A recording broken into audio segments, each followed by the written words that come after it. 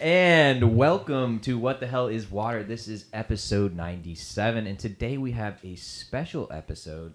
We also have it's basically just the tip of the episode because we only have a short amount of time today. So we just wanted to tease you guys with a little bit of the conversation, and then we're going to jump right in. So today we are going to do the top 10 movies that you should see in your lifetime. And that's pretty much the only context I gave to these guys because I was like, I didn't want to over-specify. I was like, I'll let you interpret. Does that mean I want to get some from a lot of genres? Does that mean that I want to give you some that are the most cinematic or the most cool or the ones I just laughed the most at or whatever? It's up to these guys completely to what we're going to do and how they came up with their own list. But before we dive into the list, real quick, we're going to go around the room to introduce everybody. Hailing from, what middle school did you go to again? Great Bridge Middle School, Wildcats. Represent. Yes. Shout out. So over here we've got Brandon Jones. Brandon Jones, who the hell are you? Well, I am a movie lover. I am a McKinney liver. And huge sports fan, huge movie fan, and I think that's kind of what we're here today to talk about. That's what I like to hear. And if you had to pick one horrible shade of orange to like, what shade of orange would that be? The University of Texas Longhorns. Oh, come on. You're really going to do that, Mr. Tennessee? Okay. Go Vols! It's a double jab. And over here to his right, we have Adam Louder. Tell the people about yourself, Adam. My name is Adam Louder. Thank you. Next, we have Danny Deuce. Oh, I'm just kidding. No, that's fine. No. Grew up in McKinney and lived in New York for 11 years. Now I'm back in McKinney. Actor, filmmaker, producer, writer. And just like most people who live in New York, when he says New York, he's implying New York City because there's no other cities in the entire state. Right. Danny, this is Danny Duccio. He is the only one, I think, who's made a What the Hell is Water appearance so far. He came into week 1 or 2 or something like that. We'll include a link for that in the chat eventually. But Danny, who the hell are you? Well, Danny Duccio. I guess you should care about what I say because I went to film school, I guess. and that's our confidence inspiring. And I'm a video editor, so hey, I like it. I went to Dow Middle School in McKinney. Right. We forgot. As well, Dow and Evans. Yeah, so we had two Dow Middle Schools here. This guy couldn't decide, so we went to 2. But it's worth noting that these 2 guys went to high school with me, and Brennan here is my sister's boyfriend. For now, we'll see how these movies getting personal on this show now. Apparently, it's a test. So, without further ado, what we're going to do is we're going to start at the top. We're going to start at 10 and go down to 1. But that being said, not all of you guys necessarily ranked them in 10 to 1 order, did you? No, I have my 1 as my favorite, but all the way through there, it's just like movies that I thought were really good that should be on there. I did like a rough ranking, but not too specific. Yeah, so I rank movies that I see regularly for the last handful of years, and so what I did was I just went through my kind of top tier list and pulled out what I thought to be some of the best. I like it. So, I think we might as well start over here with Danny because you're closest to me. Okay. So I was telling them earlier, I couldn't decide between 10, so I picked 2. I'm gonna give them the 2 films, and they can decide which one they want to talk about, and then we'll go from there. So for 10, I have Rashomon or Maltese Falcon. Wow. I guess Rashomon. Have you seen it, Brandon? Nope. Okay. Have you seen Maltese Falcon? Nope. Oh. Okay, cool. Okay. So let's go Rashomon, I guess. It's a film by Akira Kurosawa. If you haven't seen any of his movies, you should. This one's pretty interesting. It tells the story from, essentially there's a murder that happened, and there's 3 people that give their point of view, and you see it from their point of view, and they all think they're telling the truth. I like that a lot. Because a lot of people, don't realize that in theory, there aren't a lot of people who are evil don't think they're evil, right? Yes. And so it's like, because everyone is the hero of their own story, right? Yeah, and I don't know if you've seen like The Usual Suspects. It's like a big influence on that. Yeah, so it's one story told through multiple people's eyes. Yeah. Okay. Yeah. And it's it was like the 50s, I think. Mhm. So pretty early. And so is this a drama? Would that be the genre you would throw that under? Yeah. Yeah, I guess so. Yeah, you Yeah. could say subgenre would be like maybe mystery, I guess. Yeah, mystery, Thriller. drama. Do they make the stories told through the people's eyes different enough to where you get enjoyment? It doesn't feel long. My concern with some of those movies is that when they're told the same story multiple times, the movie starts to feel long. You're like, okay, I've seen, this scene play out or whatever it might be. No, I mean, I like all of his movies, but like I didn't feel bored or like, oh, here's this again. Yeah. It, Well, good. Each And- take's interesting. So Then that's what you're looking for then. yeah, Mhm. I think all of his movies right now are on HBO Max also. Okay. So Yeah. if you haven't seen any of them, What's Please do. the movie one more time? Rashomon, How do you spell that? Rashomon. Okay. All right. Interesting. All right. So that's Danny's first choice, Rashima, and the director was Akira Kurosawa. cool. So Danny, or not Danny, Adam. When we come over to you, which one tops your list? Well, I'm kind of making a game time decision for 10 to discuss. I'll go with a darker movie. It's a movie called Come and See by Alim Klimov. Have y'all seen this? I think I have. Have you seen this? Tell us a little bit. It's a war film. It's very violent. It's a foreign film, and it's the only war film that I've seen. Of course, I never went to war, nothing like that. But that really I didn't want to watch as I was watching. Which war is it? It's World War One. Okay. And it's told from World the War perspective, or World War II. Sorry, it's told from the perspective of a kid who kind of gets thrust into battle and has to fend for himself. And it's so immersive and so real that if you're going to take in something like that Yeah. subject, it's pretty intense. Yeah. Oh. Not for everyone. Not for Yeah. everyone. So if you don't like movies It's like gory, that, I would assume. yes, gory, violent, but not. It's just so real that it's Yeah. It's not raw, gory. kind of like how Saving Private Ryan. You watch Yeah. that opening scene and you're like, oh my goodness, this is too real, and it's very gory, but it's just real. But of course, if that's not for you, this would be the movie to avoid. If you don't like war movies, like definitely never watch this one. But very good if you like movies, it's a good one to watch. Yeah, I don't think I've seen that one, to be honest.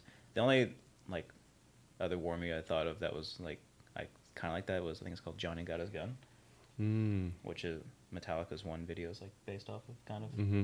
But I want to see that one. I'll check Yeah, that one out. yeah, it's a good one to check out. Cool. And Danny, just to clarify, your movie, is this it? Yeah. Cool. So it's not just set in the 50s. It's literally in 1950 was when this movie was made. No, it's not set in the 50s at all. Or not set in the Yeah. 50s at all, but it yeah, thanks for clarifying. Yeah. And is that a Japanese film? Yep. So real quick, Danny, why a Japanese film? I mean, I think aside from it just being Japanese, like a film in general, I think it's just super quality, like most of his other work. But I'll see for myself. I have a huge interest in Japan and their culture and stuff. So Cool. Yeah, not implying that it meant anything. yeah. All right. Well, Brandon, when we come to you, Sure. So I'll prerequisite this with most of my movies are probably within the last, 20 years. So I've been ranking movies myself, keeping my own ranking database for probably the last 2.5 years. So I went and pulled from movies that I had seen in the last 2.5 years based on that. So you guys should probably recognize most of my movies. So I'll start with one that probably a crowd pleaser, Ocean's 11. Oh yeah. Yep. So I think Ocean's 11 is almost a perfect film. One of the best heist movies I've ever seen. Yeah. And I mean that cast. I don't think you can make a better cast. There's probably you can probably count the number of movies on one hand with a cast that size with as many big names as that, and they just keep coming out of the woodwork. There's actors in there that don't even have main parts, and they just pull out. And like, dude, I recognize that guy from like 5 movies. And I mean George Clooney, Matt Damon, those guys have done a handful of movies together, and Yeah. they continue to be great. They have made some I'll say weird movies in the past. Those two guys together. But Ocean's 11, not one of them. Yeah, so I'm curious. I mean, to me, and maybe it's just because my lens, I'm 30 for the record, so my lens this is prime. So old. I know, right? Get out of here, Dan. But I mean, y'all know any good heist movies before that? Was this like a big splash and then kind of a bunch came after that, or was that kind of one on? I mean, I think Heat was maybe before that. Mm-hmm. That was the mid-90s. Yeah, there was definitely some heist movies before that, sure. but I mean, with those names. Yeah, I say this. I guess what I was And wondering they is made the broadest appeal for a heist movie like that. I mean, that one's a huge movie, right? That one's very successful. Yeah, and then they made Aces, multiple dude. movies after that too, Ocean's 12 and 13. Yeah. So I mean, they had to continue run on, so to really build the franchise out. Not too many heist movies have a franchise that large. I would imagine. That's true. Yeah. Yeah, those movies are super entertaining and, Yeah. and really well written and executed. And I mean, that's Soderbergh. He's great. Great. Steven Soderbergh directed that movie, and he started in the art house indie stuff. He kind of pioneered the success of Sundance with Sex, Lies, and Videotape, and then It's a great movie. he went on to become one of the best directors of all time. And Oceans, I mean, he just always is pretty quality, and that movie's great. I haven't seen it in a while, man. I'm glad you mentioned it's easy to rewatch too. Oh, I mean, yeah. the rewatchability in that movie is fantastic. So many things to pick up Yeah. that you didn't see before. The detail is great. Yeah, I mean, to be honest, I don't know if I've seen that in 15 years or something like that. Yeah. What year did it come out? Do you remember, Brandon? I don't. Any guesses? I got it right here. I want to say 2000. 2001. Pretty close. Very close. Well, okay, so for our first three, we had Rashomon? Rashomon, and Come and see. Come and See, and Ocean's 11. So we've got that first one down. So let's hop back over to you, Brandon. We'll go back to back with you. We'll just kind of rubber band. Oh away. wow, you're throwing me off there. I was You like Drake? didn't have my Going back next to one back? picked out quite yet. Yeah, still looking at my movies over here. Yeah. So. So let's do a drama movie. I'll say it's emotional. It pulls at the heartstrings at times. It's a little tough to watch at times, just with today's society, with mental abuse and whatnot. But Whiplash, Oh, yeah. Great.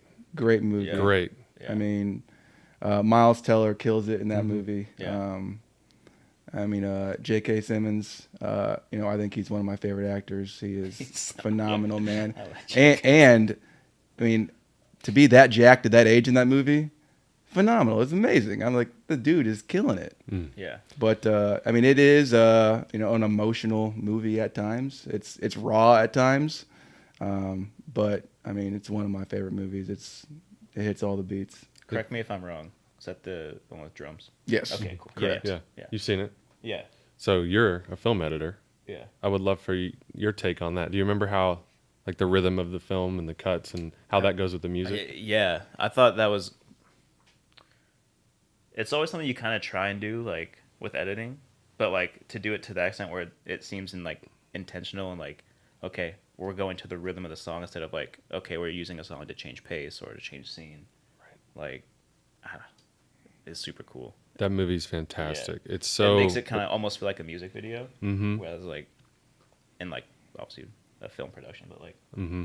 yeah, it matches the energy, the intensity, like, you can tell it's intentional, I guess. Yep. Which is nice. Yep. And I think that's one of the best cathartic build-ups, like a crescendo at the end for an audience member. Like, you're just on the ride. That was one of the most surprising things too. I won't give it away for those who haven't seen it, but just surprises along the way, and then the build and the payoff was amazing. Yeah, I would agree. I remember sitting there just being floored by it.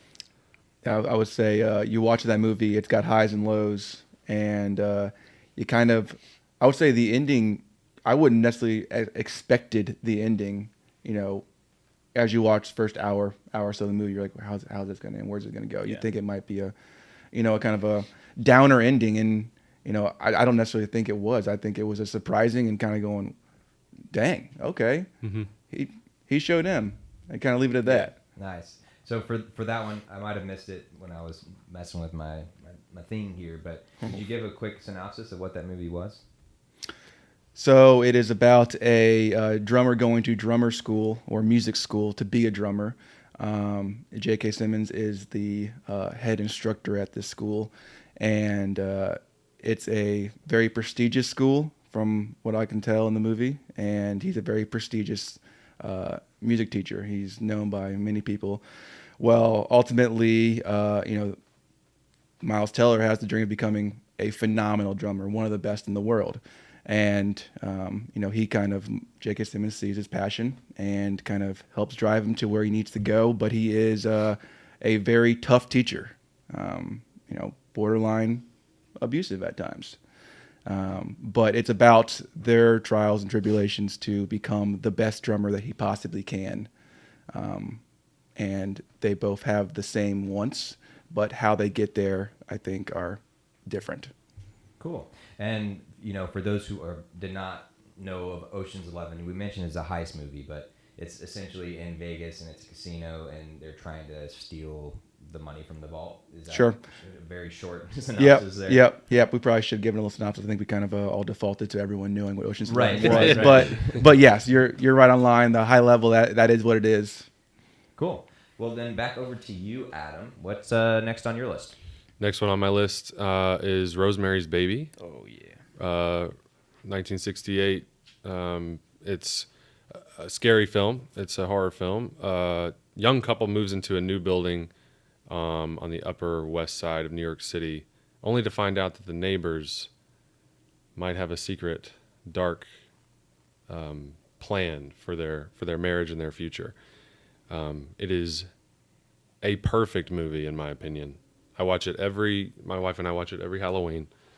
Unbelievably good. So believable, so real, and yet dealing with something so supernatural, and they do it so well. Yeah, I can't really say much more than those. Yeah. So I haven't seen the movie. Okay. But I do love the horror genre. And I think it's difficult to find a good horror movie these days. You get a lot of jump scares in a lot of movies these days, and they don't necessarily give that feeling of, this is a good movie and it's really frightening me. You either say, yeah, I jumped a lot, I got frightened, but the movie overall wasn't great. It's hard for So is this supernatural type horror movie, or I think about demons or creatures, or just the way it's told makes it scary? I would say ultimately the way it's told makes it scary because it's psychologically terrifying because you Okay. could see this happening to you, Okay. I think. But what they play really well in is, I would say this is a more in the demon realm, more in the Okay. evil realm. But it's these people that are doing something sinister that the neighbors can't quite figure out, and they're using them for something, and you're the whole time you're trying to understand what's going on. But it's no jump scares, nothing like that. But it is, to me, it's the most terrifying type of movie. There's always Yeah. like a prevailing sense of impending doom. Yeah, it makes you the whole time makes you feel a little uneasy. Very, and it and- builds so well. Right. Yep. Yeah. I mean, the build up of that type of movie is the payoff. Yeah. I would Yeah, agree. and I gotta say, for me, when it comes to horror, the more realistic it is, that's what gets me. Mhm. It's Me like too. when I see people climbing on the ceiling and climbing out of TVs or Right, whatever, right? Yeah. It's like, or some alien coming out of your stomach or whatever. It's like, all right, is that gonna happen to me? Maybe, probably not. Yeah. Yeah. Which It's easy to disassociate. yeah, that way. which Yeah. this may sound Yeah. a little silly, but something like Scream is I'm not necessarily saying it's an amazing movie or something like that, but it's like, okay, I could totally see that happening. Literally, it just takes one or a couple people to just be a little unhinged and have a little fun with a Halloween costume and a knife, right? And Yep. so, I have no idea how that compares to y'all's levels, but that was one thing that popped in my head is that movie was always okay, I could totally see that happening, especially because that's how I partied all the time in houses with friends and stuff like that. I was totally cool. So next on the list, we've got Danny again. What do you got? Went with a comedy this time. Love it. And I was going back and forth between should I do a Buster Keaton or a Chaplin, which I think are great, or something like Bringing Up Baby maybe. But I just went with just one of my favorite comedies just because I like it a lot, and I went with Dumb and Dumber. Oh man, Fantastic. I would say. So good. Yeah, like I rewatched it maybe like a month ago, and it was still as funny as I remembered it. Like it Great holds up well. rewatchability. Oh, big time. Like the cast is great. They do a great job. The story's not overly complicated. Like it's everything you would want in a comedy, I feel like. It's brilliant. Oh yeah, it is. I would agree. Yeah, it's a fantastic comedy. So real I quick, quote it all the time. Me too. To quick date, synopsis on that one for Quick us. synopsis: two idiots stumble across money that isn't theirs. Perfect. Yeah. Exactly. Straightforward. And the stars in that one are Jim Carrey and Jeff Daniels. Is that Jim Carrey's kind of big coming out movie, or did he have some more things before that? I mean, he was on In Living Color before that, which, if you're not familiar, it's like a sketch comedy show with, I think the Wayans brothers were on there. A bunch of other people were on it. But I think The Mask may have been before that also. I think so, and I think he had a Ace Ventura. Yeah, he had a string of movies that were kind of all in a collection of like 5 or 6 years, and yeah, Exactly. they all kind of run together in my mind, exactly which one was which year. Yep. But yeah, It's like Cable Guy, Mask, Ventura, Dumb and Dumber, something like that. Yeah. But And yeah. I think, I may be wrong, but I think previous to that movie, Jeff Daniels had only done like more serious roles. too. Yes, and great films. yeah, Great yeah, films. He was yeah. a great serious actor. So it's funny to see him do that so well also. Did y'all know he had to like basically audition during shooting every week to keep the role because Really? producers thought He wasn't Yeah. funny. he's not going to match up Really? to Jim Carrey. He's been in these great dramas. And he had to like bring it every time. And Jim Carrey was the one that vouched for him because he was like, "You don't understand. This guy's amazing." Yeah. And so they were like, "Oh, you think so?" And he was like, "Yeah. Are you kidding? Look at the dailies. Look at what we're doing." So he got to stay on. wow, I didn't know that Yeah. little snippet. That's cool. Yeah. Well, real quick, movie production knowledge for our audience. What is a daily? Oh, sorry. A daily is they don't do this so much anymore, but basically it would be what you shot that day. A group of the creative team would sit in a room and they would view what they shot, and it would be obviously kind of unedited raw footage. They would sit and they would go over it and they would make notes to each department and stuff like that. So they're reviewing Jeff Daniels' work and they're like, "This guy's hilarious. This is great." And so he got to stay on, and obviously, like, what a classic character. Nice. Yeah. Yeah, Harry Dunn, man. And I have IMDb pulled up here, and 94. This was the word I was looking for earlier was a breakout year, breakout film. So for him in 94 was first was Ace Ventura, Pet Detective, which and then after that was The Great Mask also. Great. and Also Dumb and Dumber. That was all 94. So what a killer year. What for a him. year, man. Yeah. Wow. What year is Liar Liar? Oh, good Not- question. Yeah, then he followed up with 97. another Ace 97. Ventura 97. and Liar Liar. 98, dude. Yeah. I don't know. Oh, there it is. 97. Yeah, Cable Guy was 96. Asshole. Okay. All right, so that was yours, I believe, right? Yeah. All right, so we'll rubber Double band bounce on back me. around for you as well. Okay. Let me see. Rubber band man. Wow. It's Oh, there you go. T-High, baby. Okay. Next I have Raging Bull. Do you have that on your list too? I do. Okay. I love it. Uh, Oh my gosh. So if you haven't seen it, it's a Scorsese film with De Niro and Joe Pesci, which, I mean, that's all you really need to say. But essentially it's about boxing and some trials and tribulations that go along with family drama and stuff like that. So basically, it's like Rocky, right? No. But yeah, I don't know. There's so much you could say about it, but it's just done so well, from the sound design to it's shot in black and white, which I think is cool. Scorsese. If you haven't seen any of his movies, please do. Yeah. So what defines a Scorsese film? So for those who aren't aware, Martin Scorsese is a very famous director. Some of his other films are Taxi Driver. Taxi Driver.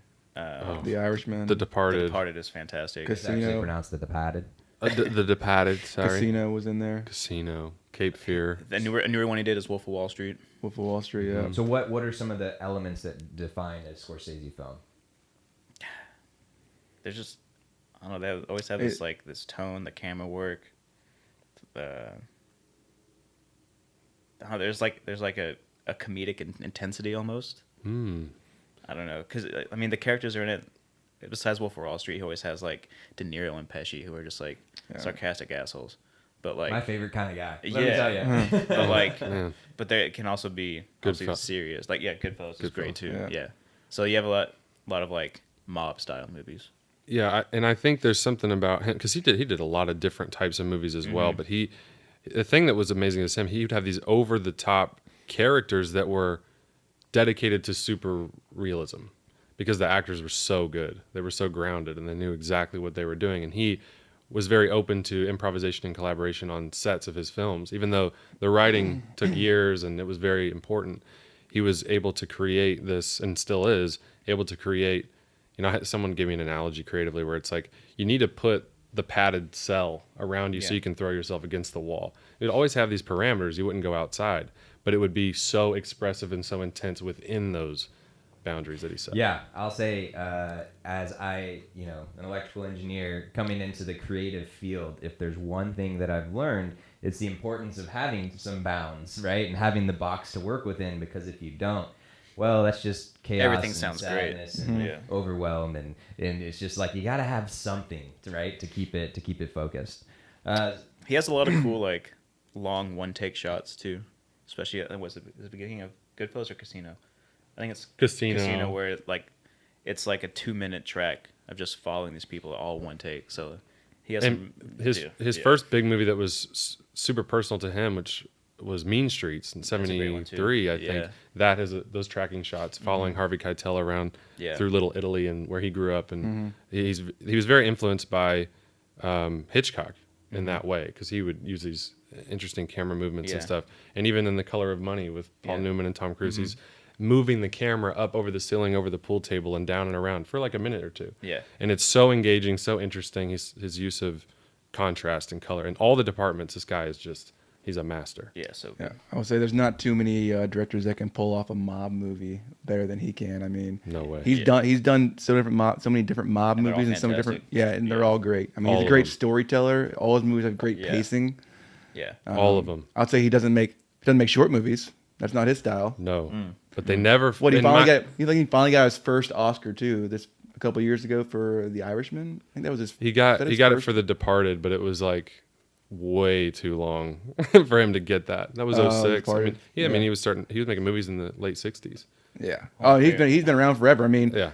And it felt like for like a run there, I feel like every movie he made had Joe Pesci in there. Oh yeah, De Niro, too. Those Yeah, two and De guys. Niro. Yep. Yeah. Yeah. And now then he had the Second Coming career with DiCaprio. And Yeah. now you have DiCaprio in most of his films now. Just great. The Departed, my favorite.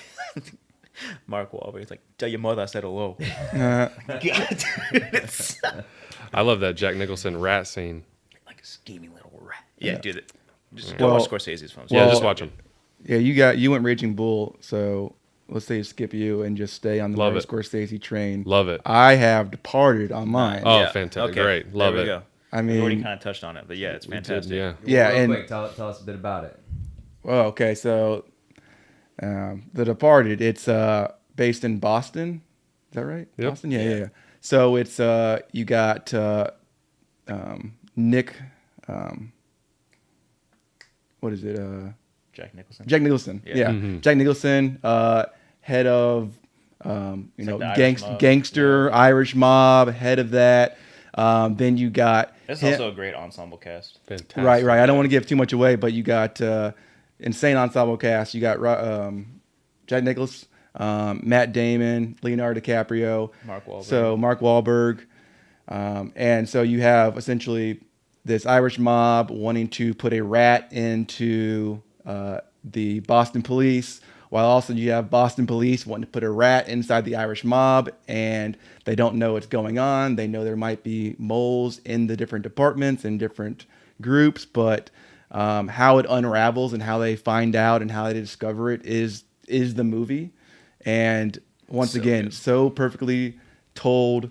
It's amazing. It might sound like a complicated storyline when you're trying to explain it to somebody, but when you're watching it, you're just mesmerized by it the entire time. And it's got some intense scenes in there too. Big time. First thing that comes to mind is the one where Leonardo DiCaprio gets his hand smashed by the boot. Dude, yeah. I mean, I remember watching that, being like, "Oh my gosh, I'm feeling this dude's pain." Mm-hmm. Yeah. Oh yeah. It's so good. Great film. Well, when we said just the tip, we weren't kidding. I know we just barely got into this. I think we're at 8.5. What do we do? 10, 9. I can honestly probably go like 21 minutes. Okay. If we want. All right. Keep going All for a bit? Yeah, let's keep Yeah. going a Okay. little bit more. So we'll bounce back to Adam here, and because we skipped over you, right? Yes. All right. So what you got, Adam? I'm gonna go with Jurassic Park, Yes. the original. Yeah. You know, Yeah. 95 or whatever it was. This was the first time I think I went to the theater, and just lost my mind. I loved it so much, and it was the first. So I think it was my first introduction to a movie in that setting. And my dad tells me all the time, he's like, "You went crazy. You kept. Can we go back? Can we go back? Can we go back? Can we go?" And I watched it again recently. It had been a little while, and I've seen that movie probably 15 times or something. It's so entertaining, but it's so well done for such a crazy idea that Michael Crichton, like, oh, we're going to bring dinosaurs back through this amber, and create a park and open it up and charge people money and spare no expense and find the greatest archaeologists to try to study these things. And just it's so simple too. Like, this is what man can do. Just give them a little bit of freedom. And this is the extreme that they can go to and really exploit nature and ruin themselves. And so good. So Yeah, it's good. so good. Even like, what a first theater experience! Like the sound design and just coming from that full THX surround sound, just booming, like the footsteps, seeing like the ripples in the water. Like, Brilliant. what an amazing first theater! So many experience, Yeah. dude. memorable Like, So- scenes in that So movie, many. too. Yeah, so I didn't see it in theaters, but I did see it at home with a buddy. I remember that movie very vividly because we were so excited to watch that one when Lost World came out. We watched that one the same way. You know, we were young kids, so we're having a sleepover night and popping a movie, order a pizza. I remember watching that movie and being scared as a kid, being like, "Holy cow, dinosaurs!" And you're young, so dinosaurs, man, they still fascinate everyone to today. Yeah. So being able to see that movie and how well it was done, it convinced me that it could be done. Yes. As a young kid. Yes. And I'm going, oh my gosh, we're that close to bringing dinosaurs back. Yeah. And I'm sitting here frightened to the T-Rex and Yep. holy cow. yeah, go ahead. Go ahead. No. No, I would say what's crazy still is like the animatronics still visually hold up. Oh yeah, It does. It's amazing. It's the best. Like, Yeah. I think it's the gold standard for things like that. You watch that movie, it does not look that old. It No. doesn't. I Yeah. can't believe that's No, you're right, 95. It really doesn't. Can you? So 1993 for Or reference 93. when it came out. So 29 years ago. Yeah. And Isn't that nuts? and for reference, since it does affect our movie choices, you know, I'm 31 now. I guess I forgot the one. You're 32. Yeah. And 31. 33. 33. And we grew up in Texas, and you grew up where? Virginia. Virginia. Just in case you guys are curious how that affects our choices here. But yeah, I will say I can't ever see vibrating water or a drop in the water without thinking of that movie. Yeah. Every time. Yeah. When you gotta go, you gotta go. And And how many times when you were a kid you sit there with a cup of water on the table and you're like banging the table to watch the little ripples flow Right. out? So many times. You get that from that movie. It's left an impact on, I was having a on my rational life. fear every time I use the porta potty. Also. and like, can you ever see a Jeep? You know, like Oh, Yeah. it's love so it. many things. And honestly, one of the really cool things for me was when Danielle and I went to Hawaii for the first time, and you just see it, and you're like, and I was with my buddy who lived there and was showing me around. He's like, yeah, this is where they filmed Jurassic Park, at least lots of it. And you're like, man, because you see it in the movie, and it seems like surreal almost, It right? does, yeah. absolutely. But then when you're there in person, you're like, wow, it's just beautiful. And it's also really cool to know, like, you know, U.S. represent. We got some cool spots. yeah, Yeah. yeah. And Yeah. the way they did Beautiful. like the whole theme park thing where you get on your Jeep and it's on a track. And so almost like you're on a roller coaster. And then you see the theme park just completely fall apart. And you think you're completely safe with these giant electric wires.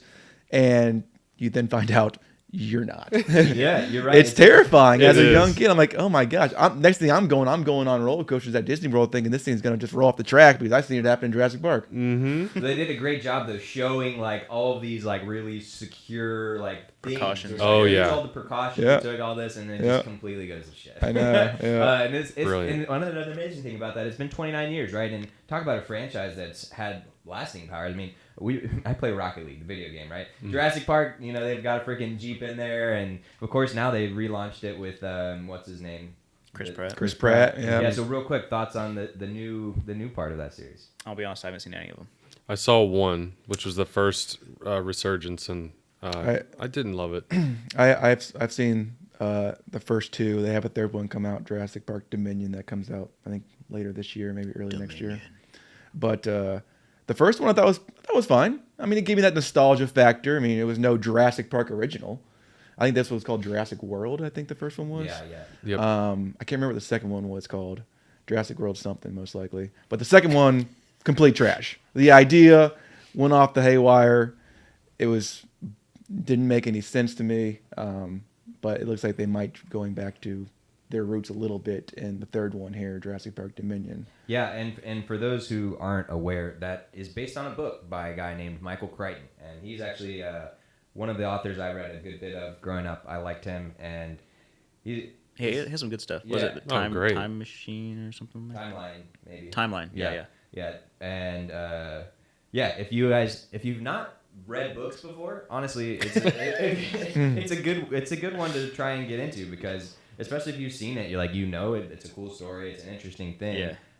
But yeah, Michael Crichton is a science fiction author, and a lot of really good stuff in there. The Andromeda Strain, Prey, that was another one that I really liked. Prey is a one that the cool thing about some of these things is the further we go in time, almost the scarier they kind of get, because you're like, oh, I could see us doing that, right? Yeah. It's like now that we're getting into the DNA stuff and all kinds of like, I don't know, dinosaurs, maybe, I don't know. Yep. But with Prey, it's basically, if I remember correctly, a bunch of tiny little drone things, and then they like swarm, and then they like attack things and stuff like that. It's like, we're getting close. We're getting close. The drones are gonna take over.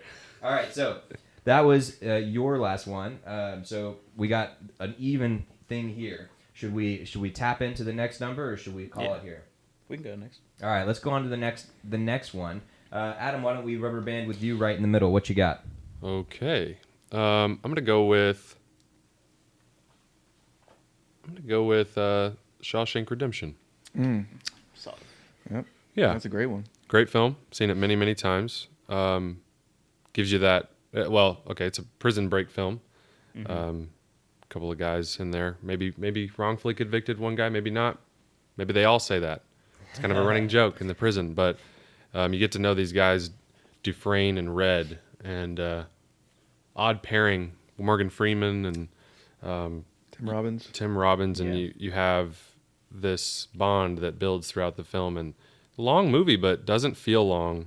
It's beautifully paced. Frank Darabont did a great job as the writer-director, and just a great movie, man. It just reminds you of the things about humanity that are important, and I think it's hopeful without shying away from the darkness of life. And I don't know if there's many movies that give you that emotional catharsis at the end like Shawshank Redemption. Very good movie. Yeah, I would say I'm right in line with you there. I mean, I think it's on some of the top-ranked movie lists of all time, no matter really where you're pulling your list from. I mean, it's pretty consensus there. That was one of my first movies that I really remember watching with Tim Robbins and kind of being like, oh, wow, this dude's actually a good actor. And I hadn't seen much Tim Robbins prior to that, I don't think, because it's an older movie, but man, it was fantastic. And younger Morgan Freeman. Yeah. He still looks the same age. Yeah, he still sounds the exact same either. Oh yeah. That was one of the first movies where he's like, voiceover throughout and kind of narrating it. Yeah. And you're just like that, that just works so well. Introduced you to the voice, Yeah. Well, it's funny too, because like I'm a huge Stephen King fan, and that came from just one of his short stories. Amazing. But I think that's might be the only movie in my opinion that's been based off one of his stories that is better than the story, or better than the book, I guess. And yeah, I think he's even admitted it. He's like, yeah, that's way better than I. Frank Darabont, man, he's great. Yeah, it's a fantastic movie. You can't say enough good things about it. But I will say, I mean, this is nice timing, because we were just talking about Jurassic Park, Michael Crichton. Well, Stephen King is another one of the authors that I really enjoyed reading growing up. And for those who aren't familiar with him, It is the movie about the clown, stuff like that. Again, for those who are movie focused instead of book focused. That one's from there. The Shining. Which The Shining, book and movie are vastly different. Don't get me wrong, Stanley Kubrick is amazing, and the movie's amazing, but the book is vastly different. So Cujo, has it the Outsider. There's a whole bunch of Stephen King stuff that's been adapted to film. The Dead Zone. The Mist. So yeah, he's Under the another Dome. great Cujo? author to check out. 11/23/63. Danny's got it. And since we mentioned Morgan Freeman, when you said it, I was like, oh, it reminds me of Jim Carrey and Bruce Almighty. Yeah. Oh, I mean, because of Bruce Almighty, I think I associate Morgan Freeman's voice as playing God in yeah. everything. Yeah. Because he does so many voiceovers. Yep. Yeah. And he also like plays omnipresent. God. And you just assume that every time you hear a voiceover, it's just Omnipresent. God talking at this point. Yes, totally. So, and I think everyone feels the same way. Everybody I talk to is like, yes, he's God's voice. But really, he's only played God in one movie, I'm pretty sure. Yeah. But okay, now I got to see. Any of you guys got anything close to Morgan Freeman impersonation? Nope. Oh, no way. I'm not even going to try. I started to try. Hey, let's see it then. Andy Let's see it then, Dufresne. Reed. You got it. Hold on, here we go. Andy Dufresne when he came up. No, I can't quite get it. It's one of those things where for me to do impersonations, like I gotta hear it Same. somewhat Same. recently, and Yeah. then I think I can do it somewhat decently. But another one, since we were talking about Shawshank Redemption, a prison movie, that made me think of The Green Mile. Yes, that's the first that comes to mind for me, Also too. Frank Darabont, same Oh, film, really? Oh, same great. Also filmmaker. Stephen King. Yep, exactly. Oh, nice. I Just didn't re-up. make that connection, but I really like that movie. Fantastic. That one is very solid, and a lot of really cool characters in that. A cool film work because one of the main characters in that, the prisoner, he's made to look extremely large, and that's all about camera work because he's not that big Right. compared to how big he looks. Yeah. So that was the one that popped in my head that I liked. Similar, not Prison Break, but Prison Yeah, Movie. I would say they have similar vibes. Like whenever you said Shawshank, first thing came to my mind too as well. Green Mile. Yeah. Both fantastic movies, and I guess the feeling while you're Sketch. watching them is similar. I agree.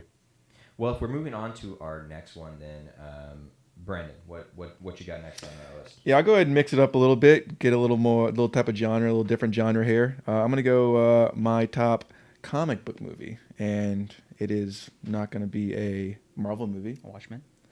No, it's not Watchmen either. It is The Dark Knight, which I think is the best comic book movie out there. I mean, I don't think it can be touched. I mean, that opening scene is probably one of my favorite opening scenes of all time. That's a good one. The bank robbery. Yeah. And, I think Heath Ledger carried that movie on his back. I mean, it would have been a good movie without him. But, man, that's one of the best performances I've ever seen. You couldn't even hardly tell it was Heath Ledger. He completely transformed into the Joker. Not taking anything away from the other Jokers, but I think that is the best Joker. I mean, you can talk Jokers all day, but Oh, for sure. I think Heath Ledger in that movie, man, he just became a different person. The laugh is so diabolical. The pencil scene where he meets the gangsters and the local mob group. Oh, yeah. That scene is drilled in my mind as his signature Joker scene, where he makes the pencil disappear and kills the guy. Can't look at pencils the same ever again. No. It's like, No. I'm glad I don't use like regular number 2 pencils anymore. I mean, me watching it, I remember being shocked. I'd be like, wow, this is like diabolical Joker. Mm-hmm. Well, I think that the Nolan series was one of the first Batman series that really encompassed what Batman is. Yeah. Like, So for those who aren't aware, The Dark Knight is a Batman movie in 2008. Yeah. It's actually Yeah. the second of a trilogy. yeah.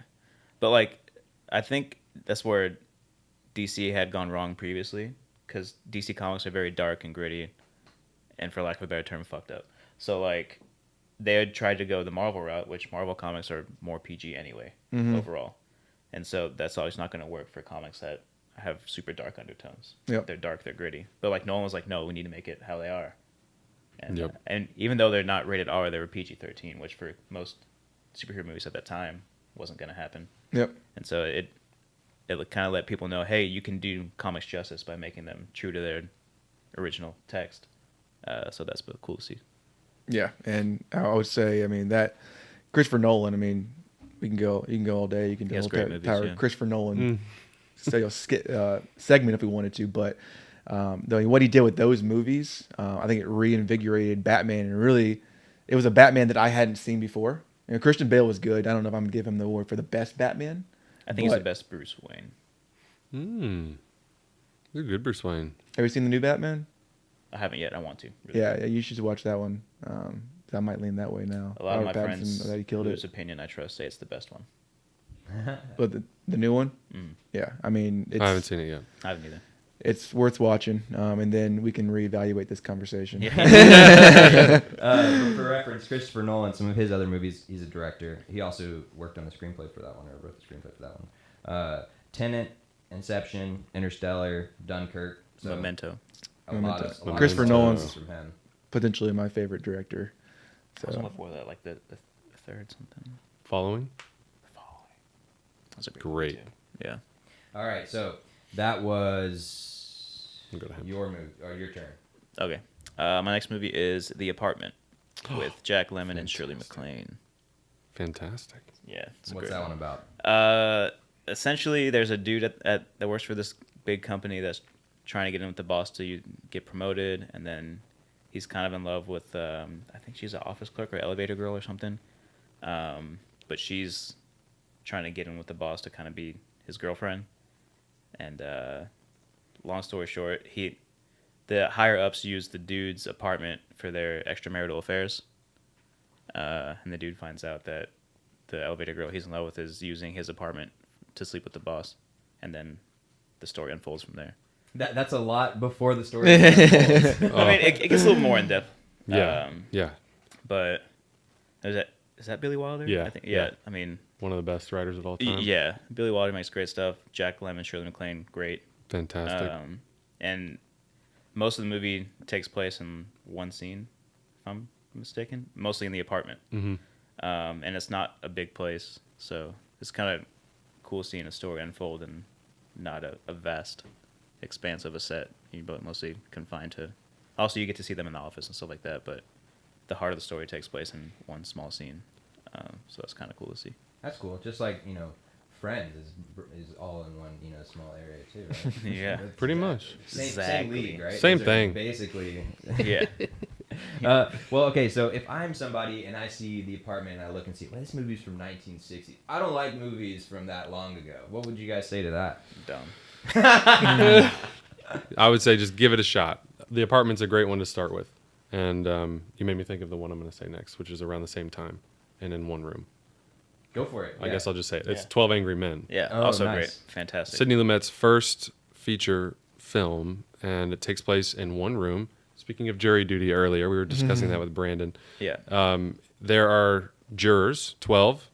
11 are decided one way. One guy, Henry Fonda, says, I don't know. I don't think I'm there yet. And everyone's like, can we go home? We've been here for days. And they're trying to convince him. And slowly, over the course of the film, you start to realize this guy's got some good points. Starts to win some people over to his side. And the stuff that Reginald Rose wrote, this script is unbelievable. And it's great, yeah. it's a testament to Billy Wilder as well with The Apartment. To show what you can do in one room with human beings. That's what films are all about to me. Give them a chance. Check out 12 Angry Men. Check out The Apartment. They're old, but I guarantee you when Old it but ends. gold, baby. Old but gold. I love that. Yeah. You won't be disappointed.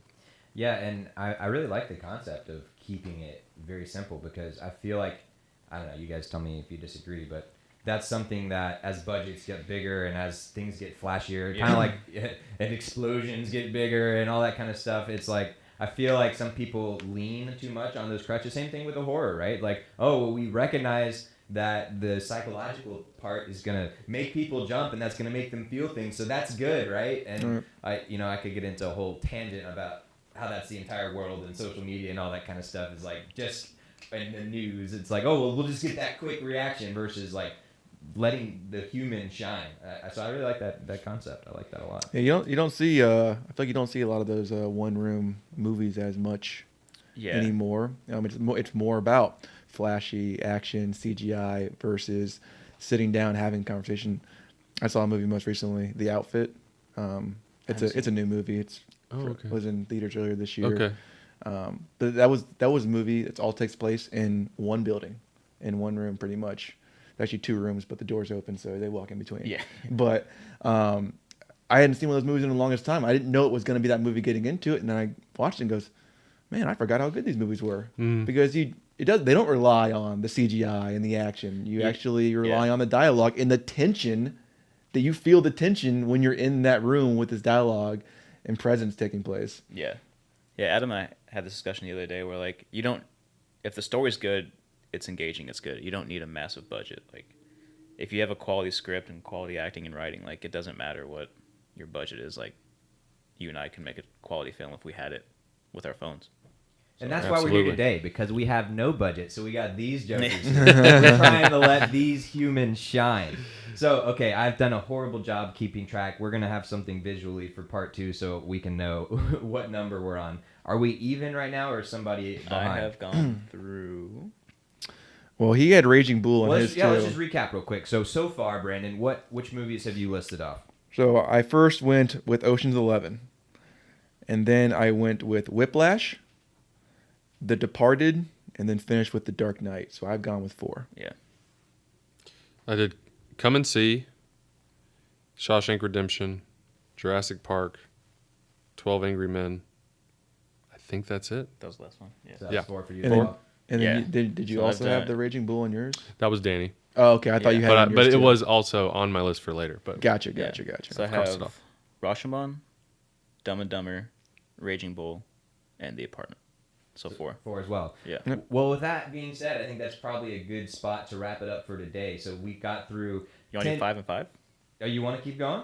We can do one more. Okay. Time for All one more. right, we'll do one more then. Yeah, this is the thing. You know, we say we're going to give you just the tip, and we give you a bit more of the tip, and then just a bit more. So here Just we are. got to tease a little bit more with the tip. Exactly. So we're now on number 5, or this is 6. This is Number number 6. So 10, 9, 8, 7, 6. Okay, cool. I didn't go to Dowell. I went to Fabian. The counting was a little harder. Oh, that's the Yeah. problem. Yeah. I was wondering. Yeah, but I did represent that C-team basketball, so...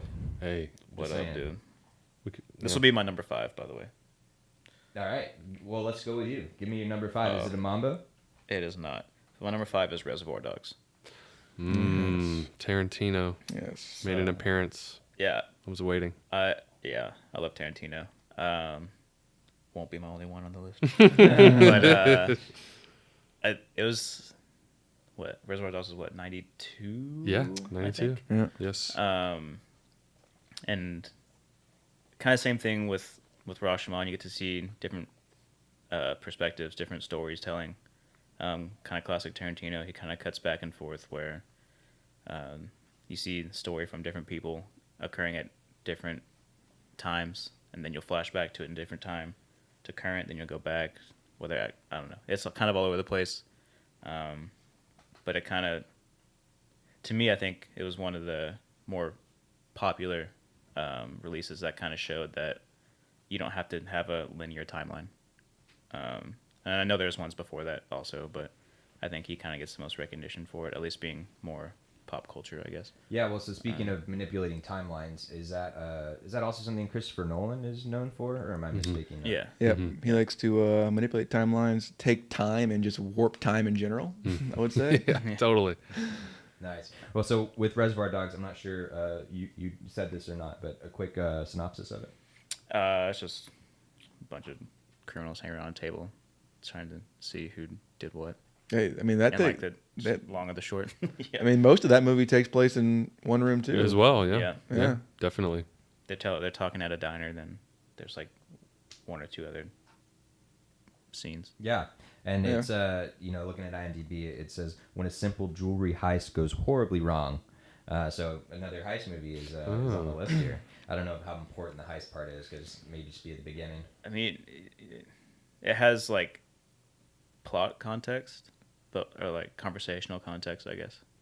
But that's not the heart of it. Right. Yeah, I wouldn't Yeah. say. I wouldn't say it's a heist movie. Yeah, it doesn't really It just strike you that there's way. a heist, but I don't remember it as being it's not an Ocean's level heist scale of a Yeah. movie. Also, it kind of like the soundtrack is a banger, like most Tarantino movies. Man, absolutely. So So the stars on that one, I don't recognize their names. Harvey Keitel, Steve Tim Buscemi. Roth, Michael Madsen, I guess Steve Buscemi as well.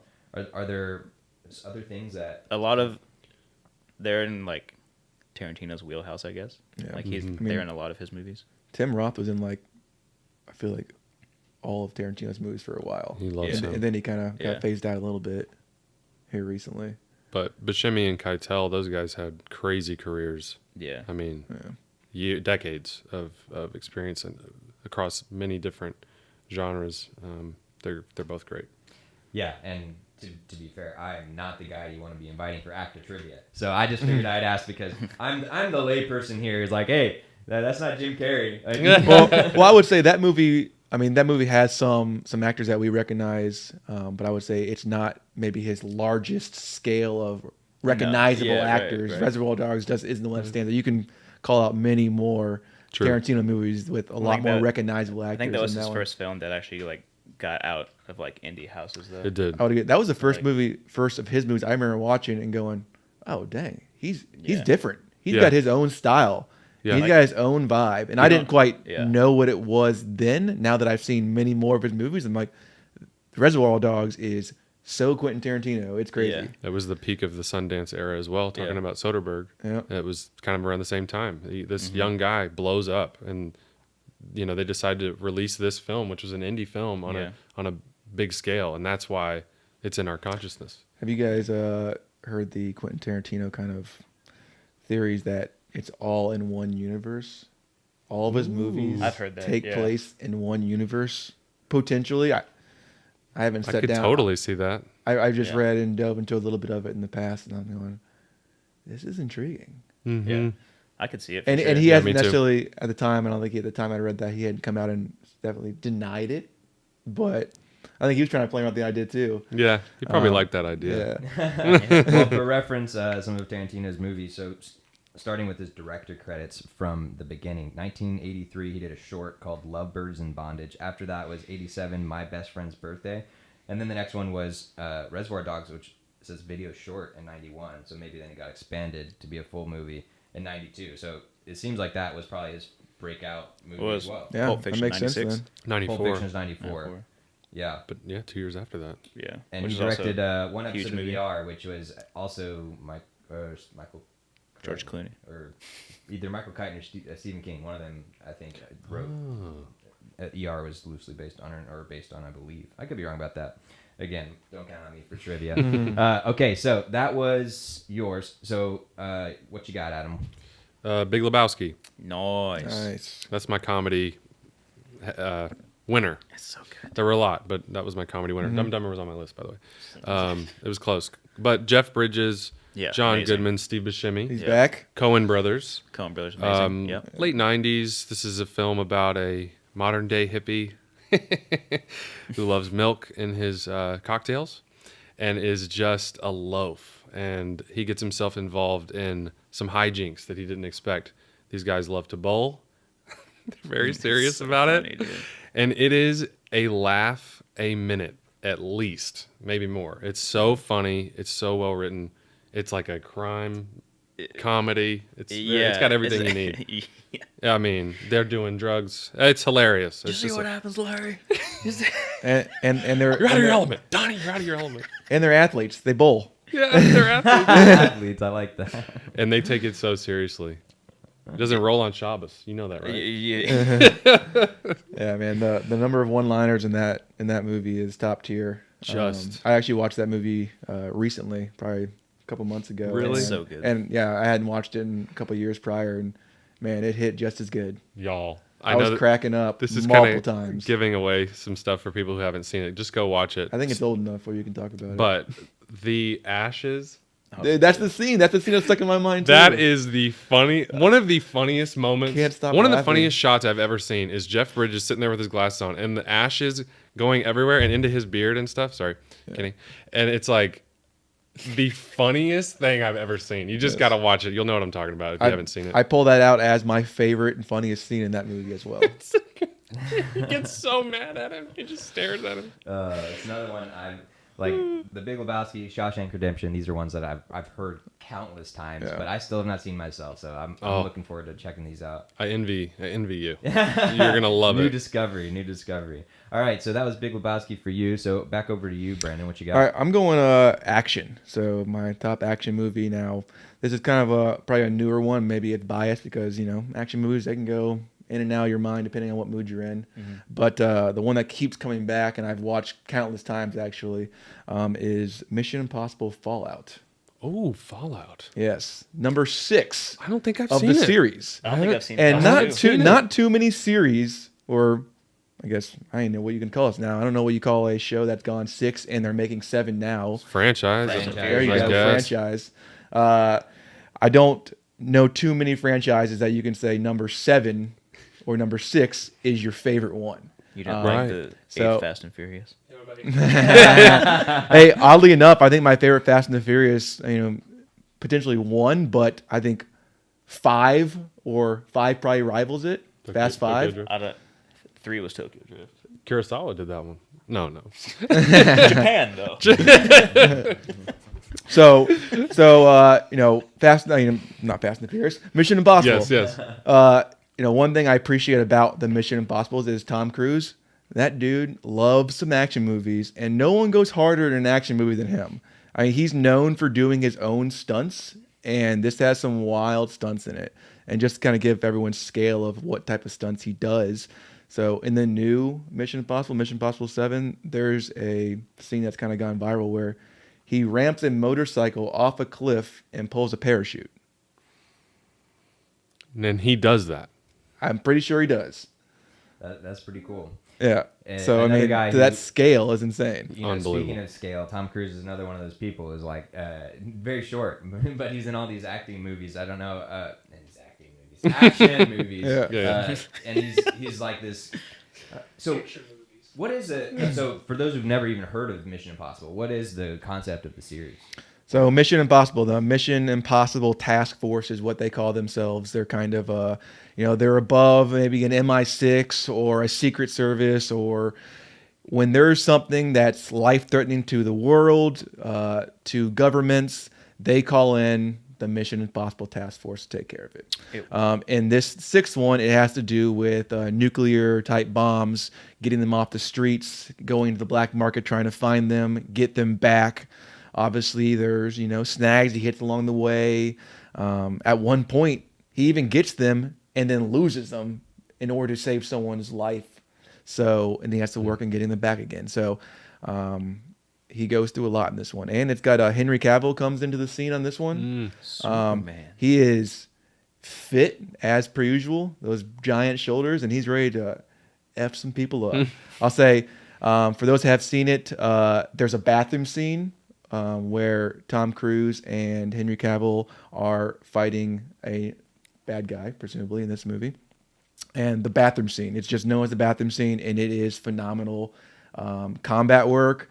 Henry Cavill kills it, and once again, Tom Cruise, somehow so much smaller than Henry Cavill, but you can't even tell in the movie. I love it. And the director for that one was Christopher McQuarrie, who is Usual known- Suspects. Yeah, Usual Suspects, Which is a great movie if you haven't seen it. Fantastic movie. Honorable mention. and The Mummy as well. Brendan Fraser. I watched that movie a lot growing up. Brendan Fraser's making a renaissance. Oh, really? Renaissance? I don't know. He's making a comeback. Let's say that. Resurgence. Resurgence. There's the yeah. word. Also, correct me if I'm wrong, I think Mission Impossible started out as a TV series in like the 70s. I don't know. You might be right. I will point out The Mummy is actually a Tom Cruise The Mummy. Oh no, that one was terrible. Oh, that's different. Oh, that's yikes. That different. doesn't count. No. They were setting that mummy up to actually make a universe out of it with other like Dracula and stuff like that, and that mummy was so terrible that they just nixed the entire franchise they were looking to build. They nuked the whole universe. Yes. Yeah, and he was a writer for The Usual Suspects, and then another one he directed was Jack Reacher. All right, I think we go all the way around. Yes, sir. Our tip is sufficiently teased. So we have done the top, from 10 down to 6. So we've done 5 so far. So we want to hear what you guys think. What is on your list? Which of these movies did, did you think was great? Which one of those did you think was really? You're going to put that one on there? None of them. So please let us know in the chat down below, in the comments, and tell us what do you think are your top 10 movies that everyone should see in their life, and you can interpret that however you guys like. But we will be back at this tomorrow for the second half, so you don't have to wait too long, and we look forward to seeing you guys then. Any final words, guys?